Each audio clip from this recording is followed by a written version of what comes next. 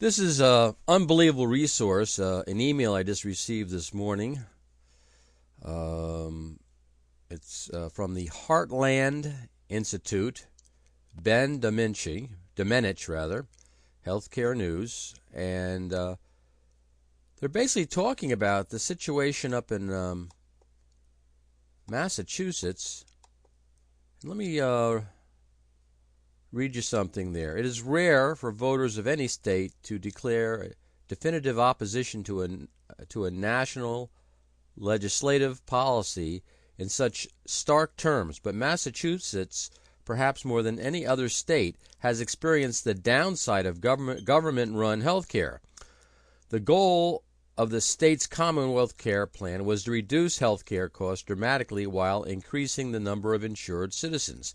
However, more than 200,000 Bay Staters remain uninsured today, and the insurance premiums have risen at an annual rate of 8 to 10%, double the national average. Do you hear that? Double the national average in Massachusetts. And as you know, they voted in this Scott Brown, who unfortunately was one of the ones who created this mess up there, him and Mitt Romney. So when you hear their names, but the fact of the matter is we have a little reprieve right now. And I'm sure that if they bribed Scott Brown with a super-duper plan and have the rest of us pay for it up in Massachusetts, he'd vote for that too. So I would suggest you look into the statistics on this mandatory health insurance. And like I said, there's a lady up in Massachusetts, Beverly Flaxington, Flaxington. Hear her tale of woe, where she has insurance, but it's not good enough insurance for the freaking state. Do you understand that? And that's the same here with the Obamacare.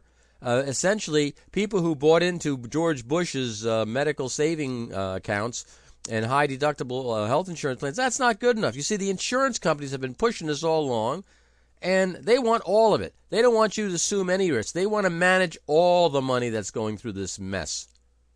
The whole abortion thing, the whole public option thing, that was all a bunch of big diversion to keep you people just like, oh, we can't do this, we got to do this, we can't do this. This was all about money, and it's all about control. And there's provisions in the Senate version that you cannot change. It's like set in stone forever, eons. So all future generations will not have a choice as to changing anything. Now you tell me what kind of law, what kind of people, what kind of minds would do something like this. But you just sit there and take it, and you don't write your letters to the editors, and you just say, oh, they know what's best for me. They know what's best for themselves.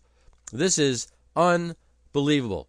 And our own senators, Senator Specter and Senator Casey, who voted for the Senate version, which basically condemns future generations on changing anything. Why not? Why have a government anymore? Just make permanent laws that you can't change, and that's it. You have a dictatorship. The whole point of democracy is that you can undo any of the damage these SOBs have been doing, and now we have these treaties which are trying to get us into that we can't get out. We have the internet. Apparently, Obama's giving away to the rest of the world control of it. And as you see in China, what they did with the internet, they had their little censorship, and they go after people. Anyhow, there's a whole bunch of great links here you might want to check out. And as you know, Virginia passed a bill similar to the one that Matt Baker has drawn up, which would stop the federal government from forcing the people of Virginia from buying mandatory health insurance.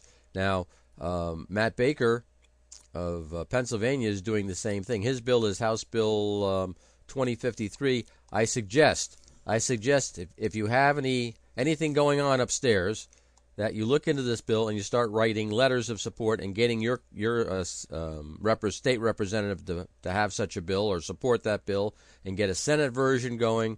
This is war. This is the Alamo. And in case you people don't understand what's going on, it's unbelievable. I got a letter from Senator Casey saying, of course we can force you to have mandatory health insurance. After all, we can already force mandatory vaccinations.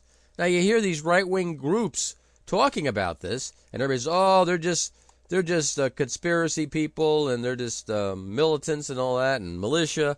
The fact of the matter is, my U.S. Senator Robert Casey, said they can do that to you. That means that they can come in with some sort of crazy vaccine, and they can hold you down and hold down your kids, kicking and screaming, and they can inject you. And you don't know if this vaccine has been contaminated with any type of mad cow component. You don't know what's going on. They're talking about population control. What better way to control the population? You take the undesirables, you inject them with a mandatory vaccine, you create a thing like they did with the swine flu when Obama was trying to say, oh, this is a catastrophe. You go, oh, it's millions of people are dying.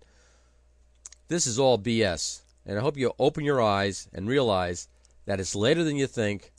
And thank God there's people like Representative Matt Baker and other people. And, everybody's putting down Rush Limbaugh and Glenn Beck and Michael Savage and all these guys, John Gambling. Who do you think would be saying these things? Who do you think would be saying these things?